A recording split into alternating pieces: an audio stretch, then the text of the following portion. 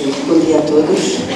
Eu queria começar por agradecer à doutora Clara Almeida Santos o facto de me ter convidado ou desafiado para esta situação difícil. É difícil mesmo, não é? E é uma situação difícil porque eu não sei exatamente como é que se apresenta o Cláudio Torres. Eu ontem dizia-lhe o que é que eu vou dizer amanhã e ele dizia-me: diz o que quiseres. Acho que foi mais fácil a semana passada, quando eu tive que fazer de Cláudio Torres na Assembleia da República, do que agora apresentar o Cláudio Torres. Mas enfim, mesmo sendo difícil, nos 2 minutos que eu tenho que usar, eu vou começar por dizer que Cláudio Torres é sempre uma inspiração. É aquilo que é mais evidente na relação que ele tem com as pessoas, é que ele é verdadeiramente inspirador. E isso é um tremendo problema e é ao mesmo tempo uma coisa muito pesada.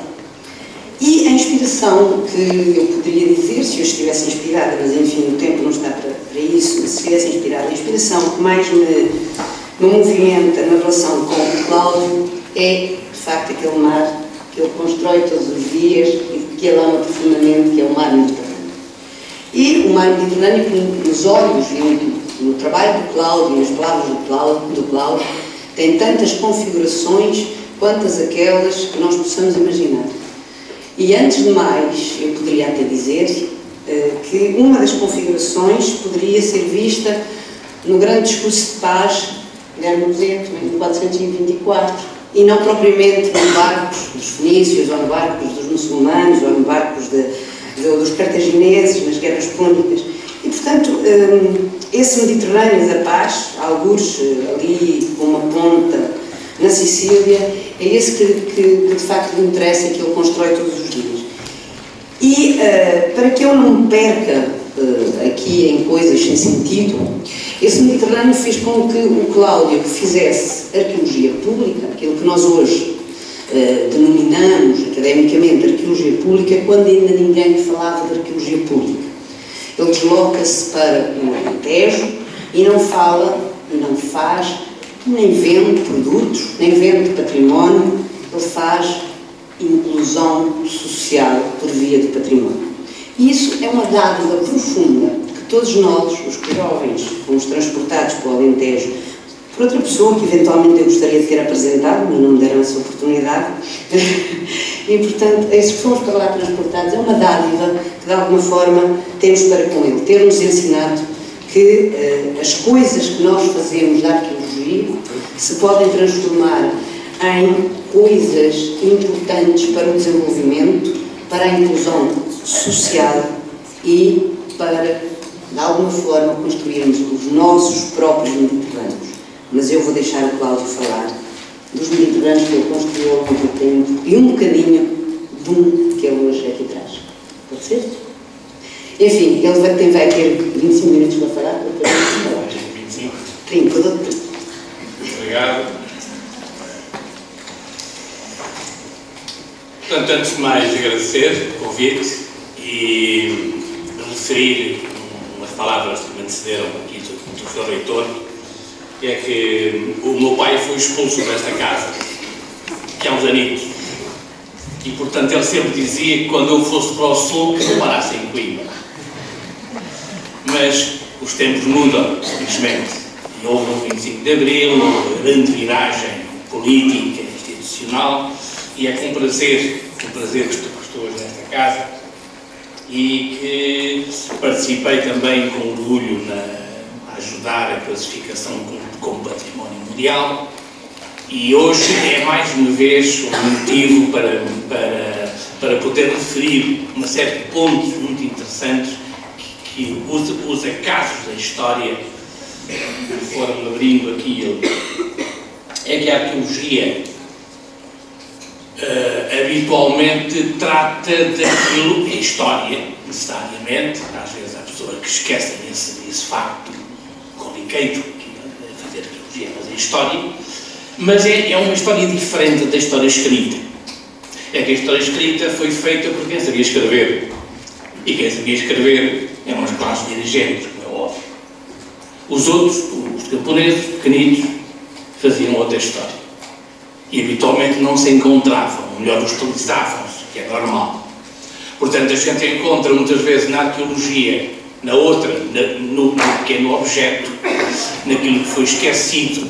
Encontra, por exemplo, na abertura na sociedade, o encontrar aqueles que nunca tiveram história, que nunca falaram, que nunca existiram, o pequeno objeto que se perdeu. Por exemplo, a gente está a encontrar a vida de um outro personagem habitualmente esquecido na história, que é, por exemplo, a mulher da cozinha, os objetos da cozinha. A nossa riqueza arqueológica são as lixeiras da cozinha, o que é que se comia, como se comia, esse microcosmos fantástico que está a dar informações interessantes. E outros aspectos curiosos da história. Uma das histórias da minha história é, por exemplo, uma vez, nas passagens aventurosas ou não pelo norte da África, andar à procura também do Islão, porque a gente tem vários mitos sobrepostos, depois vieram os árabes vieram do norte da África, depois invadiram, coisas todas que a gente hoje repete e na nossa documentação, que tem a ver muito aqui também com Coimbra. Mas era, e uma vez na Líbia, aquele fantástico país cheio de romano, como poucas vezes haverá tanto museu de estatuária, ruínas, e monumentalidade que não há em Roma. E então num gigantesco museu em Trípoli, um resto do chão enorme de estatuária lindíssima e tudo aquilo, depois à procura, depois de ver o museu, à procura, então, não há aqui alguma secção de arte islâmica. Lá em cima. E então isto foi já há uns aninhos. E depois subir a escada, subir ao primeiro piso para ir visitar o Museu Islâmico de Trípoli, na Líbia. E uma sala enorme, cheguei no primeiro piso, à procura, e no meio havia um pequeno plinto, um pouco inclinado, havia um Volkswagen verde. Era o Volkswagen do Gaddafi. Era o Museu de Arte Islâmica que havia. Era um Volkswagen verde que era do Gaddafi. Portanto, isso mostra bem o peso, a ideologia e aquilo que foi feito no Norte de África pelos colonizadores. Nós hoje temos os problemas que estão a acontecer em todo o Médio Oriente, aqueles dramas terríveis, aqueles crimes, aquela insegurança, os problemas que hoje nos afligem. E depois temos de perceber um pouco o que é que foi a colonização desses países pela Europa. E depois começar a perceber porquê esta hostilidade. E perceber, por exemplo, até nesse aspecto, todo o mundo, toda a arqueologia, todos os restos, todos os monumentos da arte islâmica do Norte de África foram apagados pelos franceses para mostrar Roma. Porque Roma era um império. E o império era a lógica da colonização da França pelo Norte de África. O Norte de África pertencia ao Império Europeu, Romano, uma mitização do velho Império Romano como justificação do novo Império Romano, só que desapareceu, por exemplo, em Marrocos. Há uma cidade enorme, lindíssima, Volubilis. Um dia que visitar bela cidade romana, mas depois o dramático é depois de ir ver os restos que foram levantados arqueológicos dessa cidade.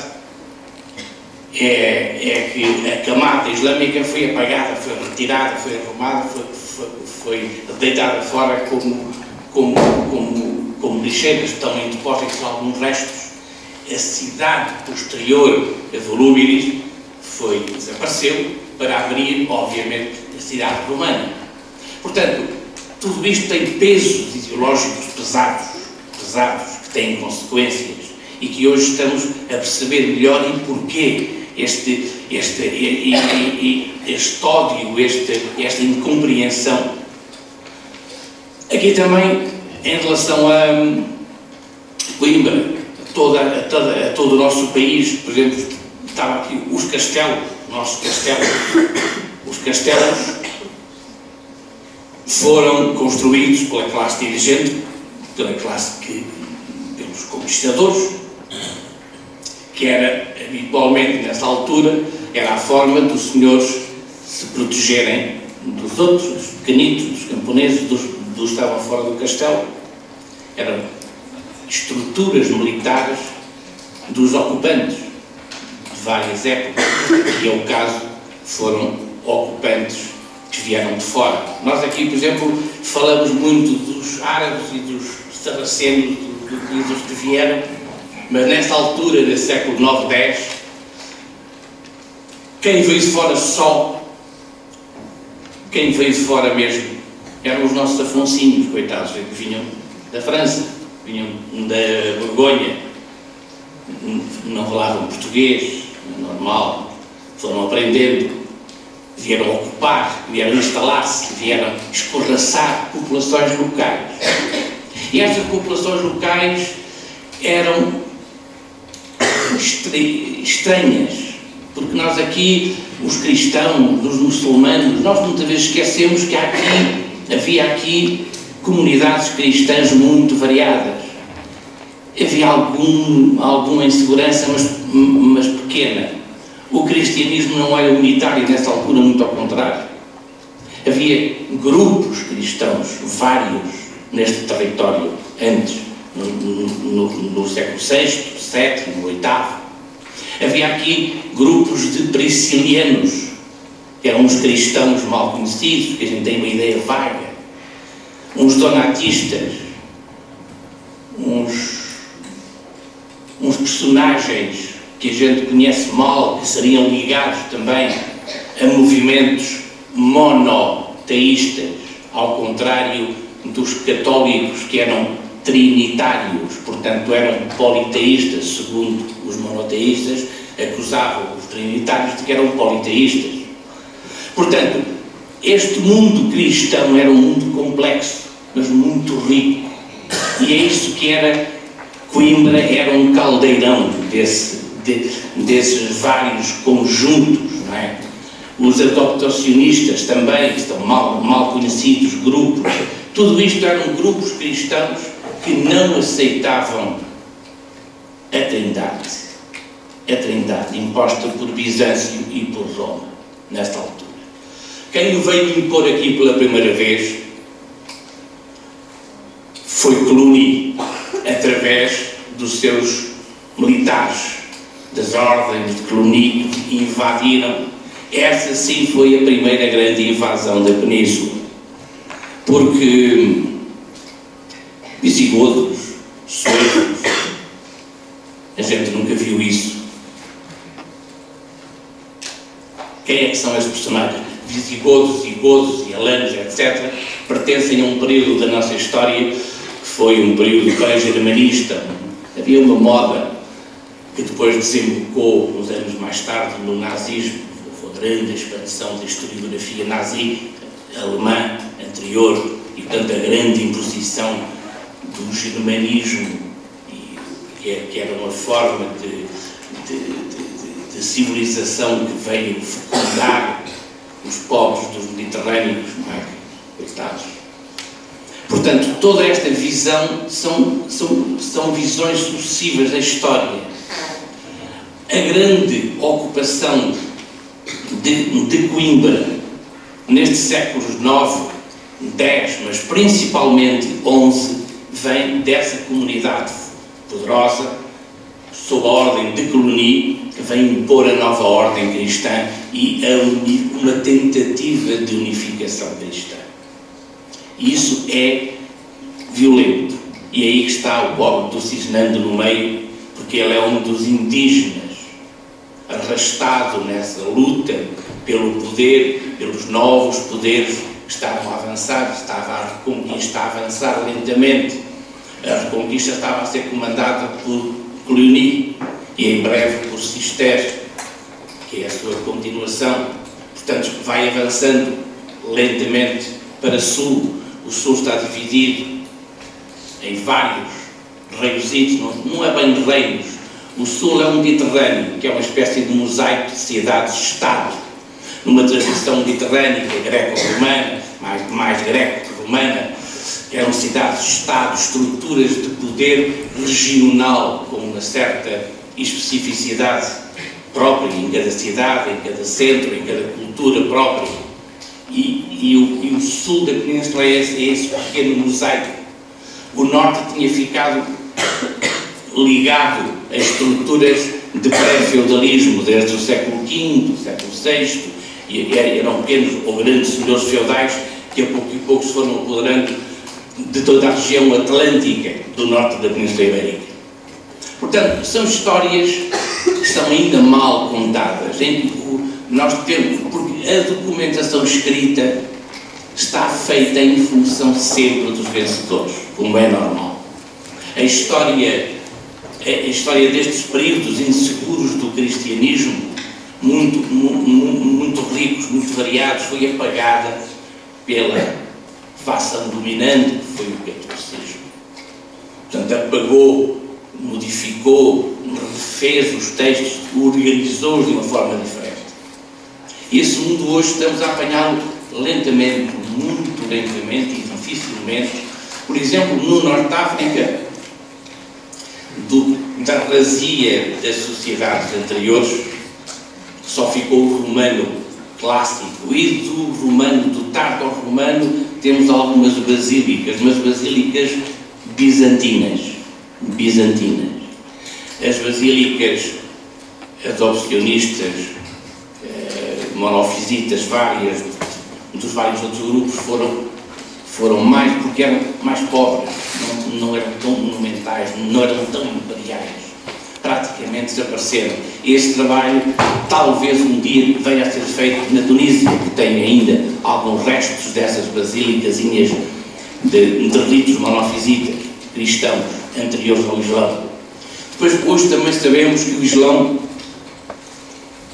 como religião que surge de dentro do mesmo âmbito do cristianismo oriental, essa religião vai adotar o cristianismo monofisita, o cristianismo um único Deus e absoluto. Portanto, vai hostilizar Bizâncio e vai, por exemplo, apoiar os grupos monofisitas que havia no Egito, os futuros coptas, grupos ligados a Alexandria, ao patriarcado de Alexandria. Portanto, e há uma fusão, de uma certa forma. Na Península Ibérica, nós hoje não podemos entender o fenómeno rapidíssimo e eficacíssimo da islamização se não percebêssemos que houve uma enorme, fortíssima conversão dos cultos não católicos ao Islã. Todos os cultos não católicos da Península eram muitos, havia poderosos, no sul havia centros bem organizados, e esses foram os primeiros rapidamente, porque havia uma quase simultaneidade. Era o Deus único, o Deus absoluto, um Deus único que está ligado precisamente nas sociedades do sul ao comércio, ou seja, os cultos politeístas estão mais ligados ao mundo rural, como é normal, muitos deuses, as funções variadas e do mundo agrícola, e o mundo mercantil tende ao monoteísmo. Portanto, a grande diferença sempre no mundo rural vai-se fixando, vai-se defendendo, vai-se agarrando de uma certa forma a uma variedade de deuses que vão tratando da sua vida, que ajudam a sua vida todos os dias, e o mundo do comércio, o comerciante vai, como for o mesmo, e o próprio judaísmo, que tende ao Deus único, depois os cristãos do sul, os monofisitas, etc. Portanto, essa tendência para o monoteísmo forte é cada vez mais intenso no Mediterrâneo e apanha as zonas urbanas e ligadas ao grande comércio. As ilhotas mais fechadas dentro do mundo rural, vão mantendo, digamos, o seu politeísmo, que de certa forma vão alimentar também a trindade, os três deuses, como chamavam os outros. Mas, enfim, são algumas das considerações genéricas, antes depois de falarmos um pouco mais do que nos traz aqui. Eu queria falar um pouco da Península, daquilo que os resultados da nossa investigação também arqueológica. Nós estamos hoje a trabalhar numa zona interessante e que, por exemplo, a primeira publicação que fizemos em Mértola há 30 anos, arqueológica, foi sobre a tecelagem. Precisamente porque a tecelagem nos deu uma série de pistas interessantes sobre metodologia, sobre formas, como é que as sociedades rurais do Sul, a sua linguagem mais ou menos sincrética, através da tecelagem. E aí começou, e hoje, ao longo depois de 30 anos, fomos chegando cada vez mais à conclusão que temos aqui uma sociedade rural muito antiga, muito arcaica, ligada ao Norte de África. Toda a zona do Rif e da Cabilha e do sul da Península tem uma cultura comum pré-romana muito forte, tinha uma língua comum também. Estamos a apanhar isso na toponímia, na microtoponímia, etc. Portanto, são aspectos de uma arqueologia um pouquinho diferente. E este mundo do berberismo, antes das chamadas ou ditas invasões berberes, é também um motivo que tem revolucionado o nosso ponto de vista. Nós hoje recusamos qualquer tipo de invasão em 711, do ponto de vista histórico. Isto é um não facto. Claro que houve militares, houve sempre e haverá.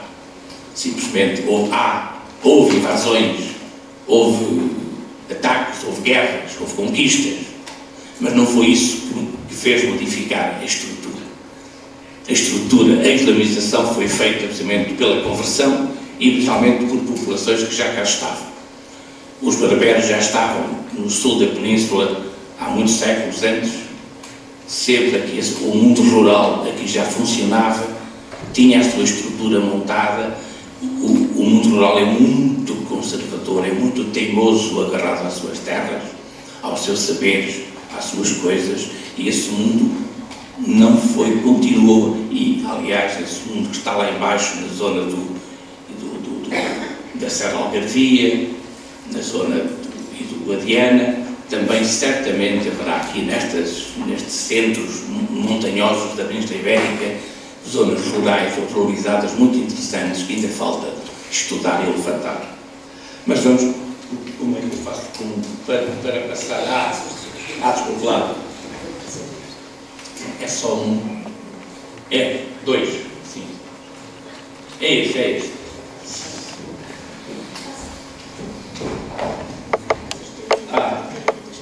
Tá bem, isso não foi eu passo. Pronto, esta é uma linha. É uma linha que separa o Mediterrâneo do Atlântico. Uma linha desde o Rolando Ribeiro, é uma linha de montanha, e que em Coimbra e Toledo fazem fronteira. É uma linha curiosa que tem aspectos antigos, questões de arquitetura, técnicas de construção, a roda, formas da roda, tipos de várias espécies nesta etnoarqueologia que tem sido feita nestes últimos anos. Portanto, são dois mundos. Agora, isto tem aqui uma coisa que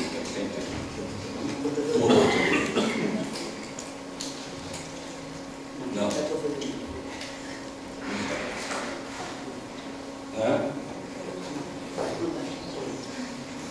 Pronto.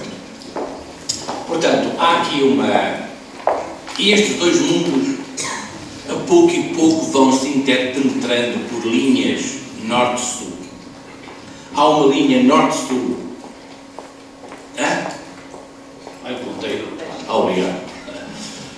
que é chamada Via da Prata, que passa ali junto da nossa fronteira, mais para o lado da Espanha, e que faz ligação de Sevilha e de Mértola, e que faz a ligação ao norte, e que tem uma longa história. São questões mineiras, são questões do estanho, vem buscar aqui ao norte várias necessidades mineiras para o Mediterrâneo. Mas faz aqui uma ligação interessante de dois mundos, o norte e o sul. Temos o norte e temos também aquilo que quem um dia passeie pelos caminhos velhos, ali na zona de Cáceres, vai encontrar uma série de, são chamados berrões da nossa cultura ibérica. A partir de certa altura, mais ou menos daquela linha para norte, os berrões são porcos. Daquela linha para sul, os berrões são bois. É um mundo que está separado, é por isso que no Mediterrâneo nunca houve porcos. E as histórias antigas, os bouros não comem porco, os judeus também não comem, e porque eles comem porco no Mediterrâneo, porque nunca houve porco no Mediterrâneo, nunca fez parte da sua cultura e alimentação. Era outra história, era outra. Arranja-me uma pistola, não? Aí tem tudo.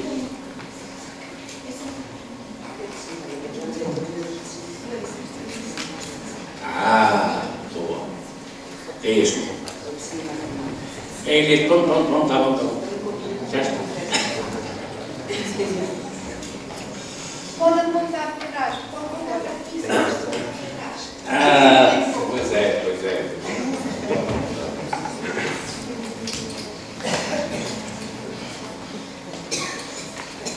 Portanto, esta é uma das grandes linhas norte-sul e que vem precisamente porque o estanho, e começa mais ou menos aqui, esta zona do estanho, e o estanho, como sabem, é fundamental para fazer bronze. Portanto, e não há estanho no Mediterrâneo. Há só estanho lá no Cáucaso, e o Cáucaso é inseguro, teve sempre problemas, e ainda tem hoje. Não se anda lá à vontade. Portanto, era procurado o estanho neste ocidente do Mediterrâneo. Portanto, subia-se aqui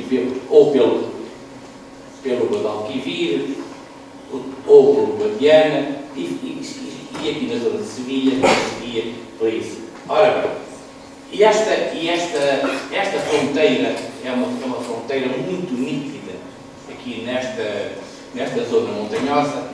É também uma zona interessante de fronteira por causa da questão da transumância também. Porque no mundo rural é também a fronteira da transumância. Todos os gatos aqui desta zona vai tudo fazer aqui e utilizar a beterraba, a estrela, etc. para passar para o verão, como zonas de pastoreio fundamental. E aliás o Val do Douro também sobe aqui a esta serra numa transumância também vinda do norte. Portanto, há aqui um encontro curioso nestas linhas, nestas várias serras de transhumantes vindos do norte e de transhumantes vindos do sul, e aí também se trocaram experiências, se trocaram informações e se trocou muito elemento de civilização. Agora, há outra grande entrada no norte, que é o Ebro, que faz também aqui uma ligação do sul para o norte. Há outras passagens aqui entre Toledo e outras várias, mas são passagens secundárias. Agora, esta é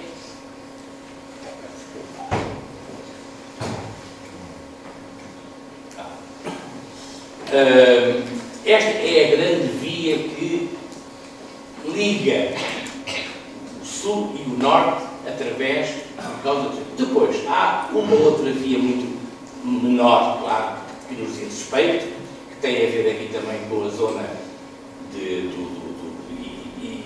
Mértola e de Beja e de Évora, Santarém, e que segue até Coimbra, e que é uma via interessante, que segue aqui também o interior por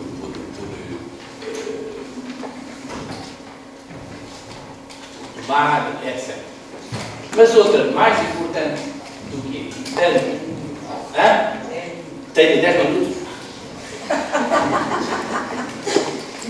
é, obviamente, a marítima.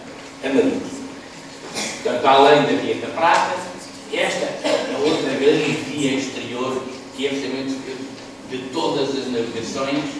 Aqui a ponta de Sagres é uma ponta muito mais importante do que eu posso imaginar. É um sítio que não é depois só sacralizado pelo infante Dom Henrique, sabem, não era isso. Esta zona aqui não era bem a escola de Sagres. Aquela escola foi um sítio onde todos os barcos, toda a navegação mediterrânica parava, que às vezes meses à espera do bom tempo, para dobrar o cabo. Por isso havia sempre uma enorme concentração de centenas de barcos, de gente dos mais variados sítios, e daí o mito da escola de Sagres, porque aí estavam todos juntos à espera que o tempo abrisse para seguir viagem. É que esta rota torna-se muito importante no mundo tardo-romano por causa da cristianização, por causa de uma coisa fundamental. Como sabem, não há cristãos sem vinhaça. O vinho é fundamental. E, portanto, o vinho começa a fazer o circuito, toda a cristianização do norte da Europa, aquela enorme, até o Báltico. Todo este é um percurso do vinho, principalmente. O vinho tem que ir para lá, vindo aqui abaixo, porque lá em cima é muito difícil de ter. E depois, a costa é uma costa que também, hoje, nós temos só dois abrigos, que é o Sado e é o Tejo. Esta bolsa do Tejo e esta bolsa do Sado.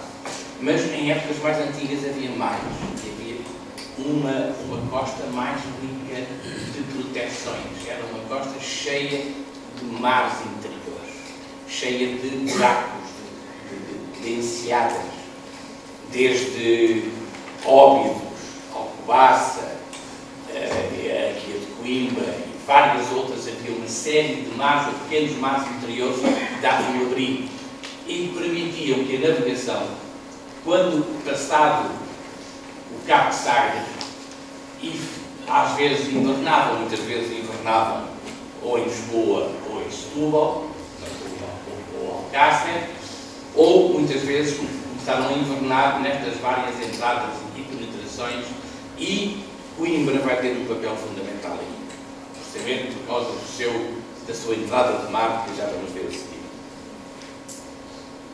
Portanto, há aqui esta fronteira de terra, curiosamente, estende-se para o mar, porque para o mar, aqui mais ou menos nesta zona, há também uma fronteira marítima. O que é curioso, e essa fronteira marítima foi encontrada pela prospeção etnolinguística.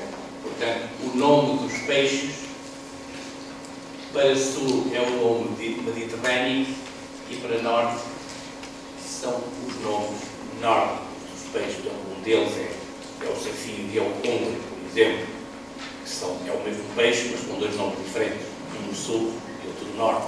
E a fronteira é aqui. Continua a ser uma fronteira fundamental por várias razões climáticas, por várias razões culturais, etc. E também, além de ser da terra, uma fronteira que se prolonga pelo mar. Depois há também, é aqui mais ou menos também, nesta costa, que se processa a fronteira da construção naval. A construção naval de tradição biscaínha chega aqui pela Galiza e apanha aqui até o Douro. Muita da construção naval à moda biscaínha chega até aqui, e a mediterrânica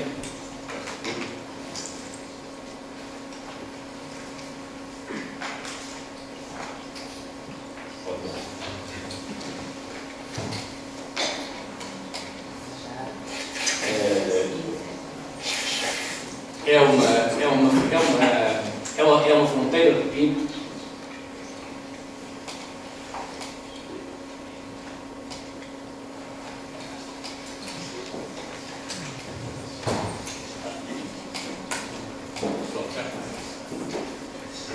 e que marca também muito profundamente ser um ponto fundamental da produção naval, que é a produção do Norte e do Sul, e que vai ter consequências importantíssimas na expansão marítima, porque vai ter aqui uma junção tecnológica com vários elementos que não poderia ser noutro local funcionando da Península Ibérica, a novidade e a saída daquela caravela e de várias outras embarcações que aqui começaram a ter não só a madeira, a boa madeira, o bom carvalho, o castanheiro, o pinheiro, não é? Mas também as tecnologias que fazem aqui a sua junção, a sua junção fundamental para criar um novo tipo de embarcação adaptado ao Atlântico.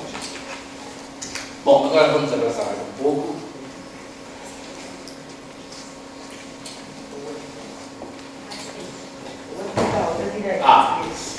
Isto é um pouco também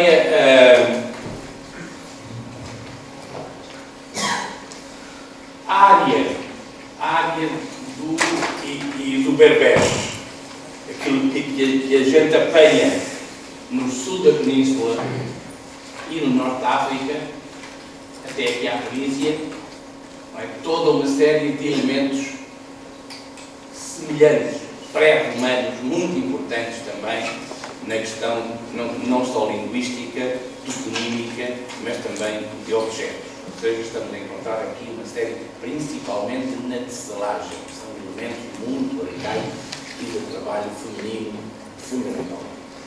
Mas isto são aspectos que estamos ainda a investigar.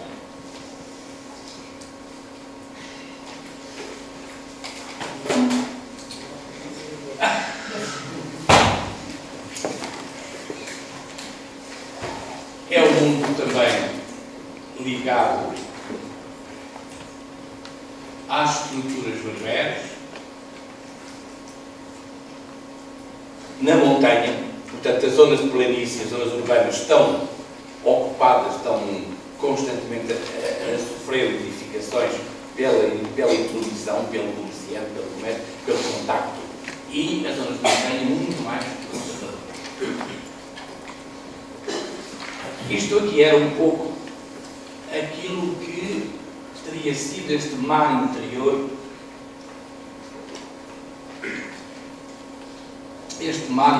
da zona de Coimbra até à cidade, que ainda era visível, sentia-se, e isto, por exemplo, em relação ao convento de Santa Clara, a Velha, com os seus 10 metros abaixo do nível normal, portanto, era isto a construção, que é uma construção relativamente recente, século XIII, é evidente que havia ainda nessa altura uma baixa enorme de pelo menos 10 metros. Portanto, é um mar interior muito importante e interessante. Este é um mapa do professor Alarcão sobre a toponímia fantástica nesta zona de época antiga, e este mar interior que justificou a existência de uma estrutura civilizacional muito interessante. Um dia, infelizmente, o gigantesco assoreamento tem impedido o estudo arqueológico, é difícil, preciso escavar 10 metros ou mais, muitas vezes, para se entender, para se encontrar, para se constatar este tipo de ocupação humana, mas um dia sei-lo-á, e eu espero que isso seja compreensível, esta fantástica, porque este é um mar interior que chegava quase, ou perto, Conímbriga, a Pombal, etc., toda uma área que estava dependente da navegação, e de uma navegação que não era fundamentalmente marítima, era uma navegação própria, havia aqui barcos próprios, havia toda uma cultura da pesca, uns saberes e uma estrutura camponesa ligada à água e ligada à terra. Tudo isto foi fundamental para criar aqui um microcosmos fundamental para civilização. É uma zona em que o Manuel Real ainda não veio, não. Ele há de vir. Eu vou falar disto em breve, e melhor que eu, ver justamente esta zona fantástica de construções que muitas vezes a gente, ele agora defende, são ligados ao norte, mais ligados ao norte, são posteriores. Tudo hoje isto já se acabou o visigotismo, felizmente, por várias razões, já era tempo. Portanto, estamos hoje a perceber a importância desta arquitetura, destes sítios, destes elementos que têm a ver com qualquer coisa autóctone e muito importante nesta região. Oxalá ele, fundamentalmente, que está a fazer um trabalho de levantamento sistemático e cuidadoso deste mundo arquitetónico, que a gente começa a perceber, não é tanto asturiano, é mais ligado, do meu ponto de vista, aqui um dos polos agregadores e onde surgiu este movimento é mais ligado a Coimbra do que, digamos, à própria Astúrias, é mais tranquilo. Isto é São Gião, ficava à entrada de um outro mar interior que é o de Alcobaça. Era o outro mar que desapareceu completamente, era uma grande entrada de mar e era uma capelinha que estava ali à entrada, era a capela de São Gião. Este é outro importante monumento que é Idenha Velha. É também um monumento estranho que tem a ver com esta época, que é uma época do 9, do 10, tem a ver com esta espécie de sincretismo. Isto também aqui há questões religiosas que não estão resolvidas. É evidente que as interpretações várias feitas até agora é difícil admitir. Nesta altura, a orientação do culto cristão é decisiva e esta estava orientada norte-sul, aparentemente, só que o altar está bem orientado a leste, como deve ser, mas a estrutura deste edifício é muito complexa. Tem a ver com elementos sincréticos, com arquitetos de vários sítios. Oxalá isto um dia seja também percebido melhor. 2 minutos. 2 minutos. Só tem 2 minutos mais. Isto ainda é Idenha. Este interior, aqui está o altar-mor, virado a leste, bem orientado, mas esta estrutura.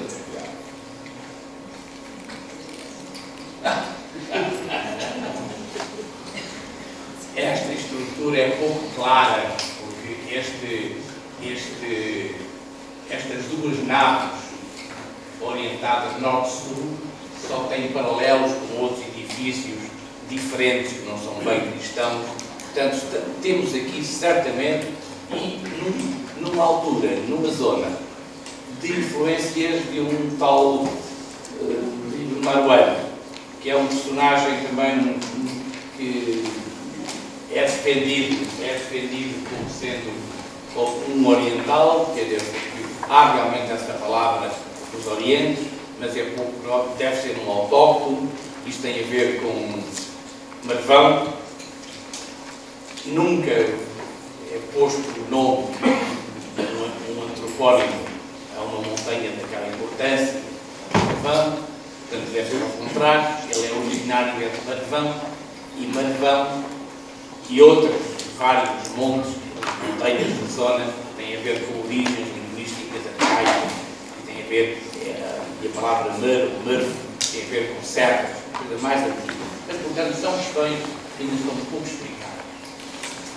Agora, apareceu-nos em Mértola também agora um novo batistério, que tem problemas graves para resolver e só podem ser resolvidos através somente de comunidades cristãs diferentes. É um grande batistério que está junto ao primeiro batistério a 50 metros,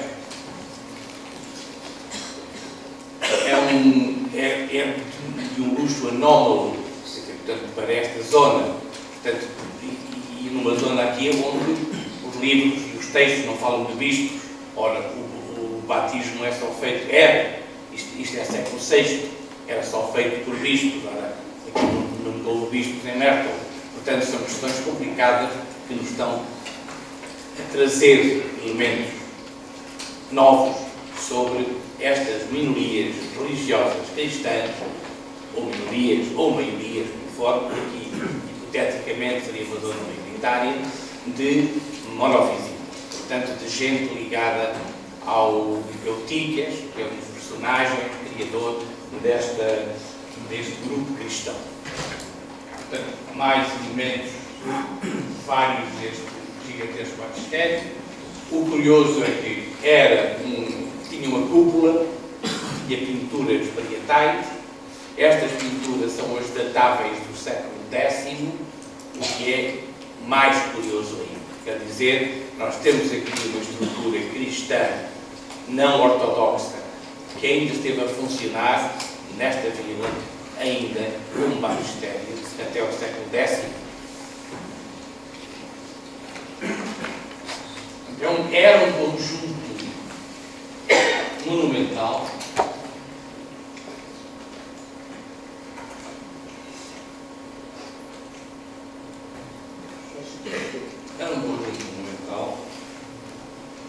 dos dois batistérios, este batistério e este outro que junto, aparentemente de cultos diferentes. Agora estamos a recuperar debaixo da igreja mesquita uma outra igreja anterior no século VI.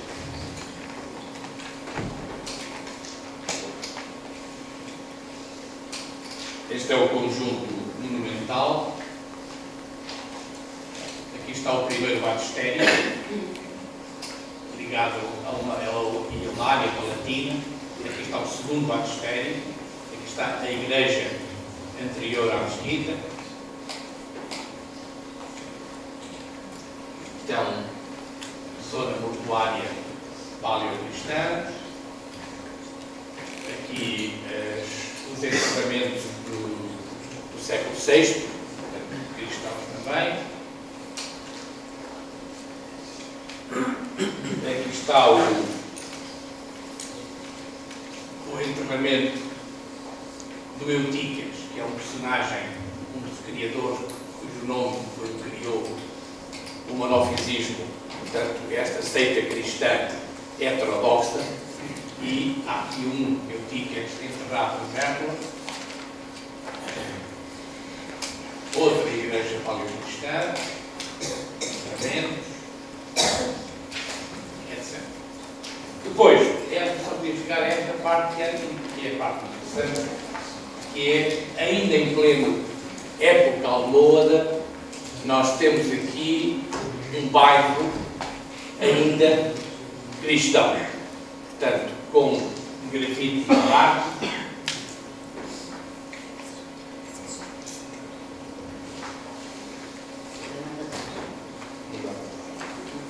Já não dá para trás. Acho que eu quero andar para trás.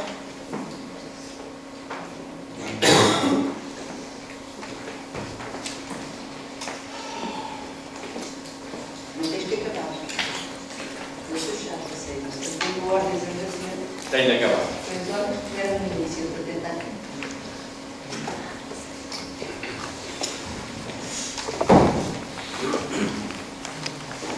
Ora, há outro aspecto, só para acabar, que é o aspecto que eu não vou aqui meter no campo da professora Maia, são questões linguísticas, mas que por tradição também havia aqui, durante não só o Solito e Sintra, como toda uma geração grande de linguistas que dava os falares do Sul como introduzidos pela Reconquista.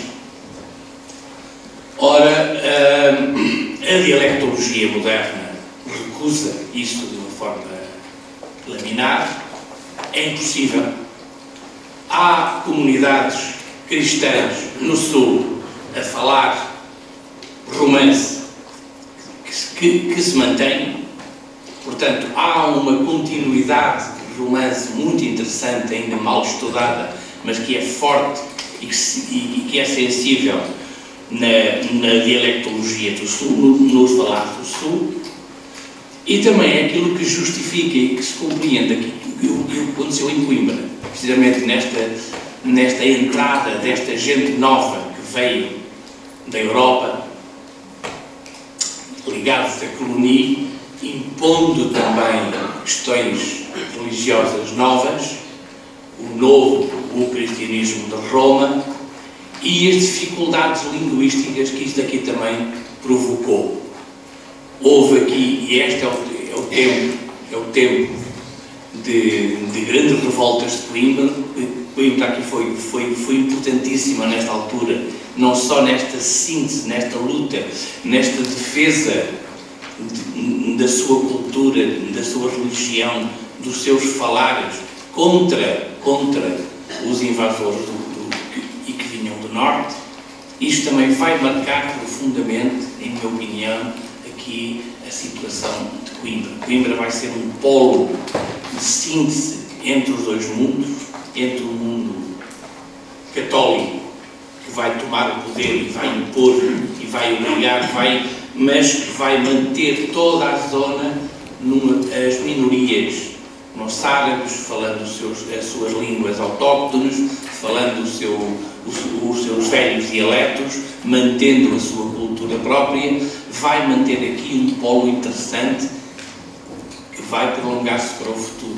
Portanto, não é por acaso que Coimbra surge na história portuguesa como um polo agregador destes dois mundos, do norte e do sul, do ponto de vista cultural, do ponto de vista civilizacional e, de certa forma, para um futuro que pode ser interessante para contrapor, neste momento, aquilo que está acontecendo no nosso mundo, esta incompreensão, esta falta de sensibilidade, falta de abertura e de compreensão, que pode ser fundamental. Talvez Coimbra sirva também de modelo, possa servir de modelo e de experiência e de polo agregador a esse sentimento. E muito obrigado.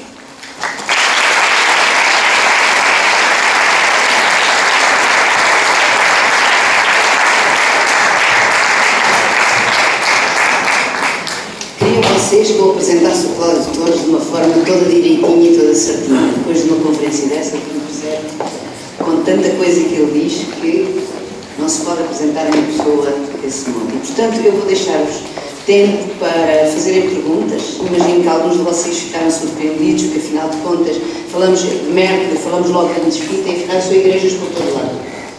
Merkel está cheia de igrejas, são monofisitas e outros que têm. E, portanto, tem 5 minutos para fazermos um debate. Alguém quer fazer alguma pergunta? Faça pergunta.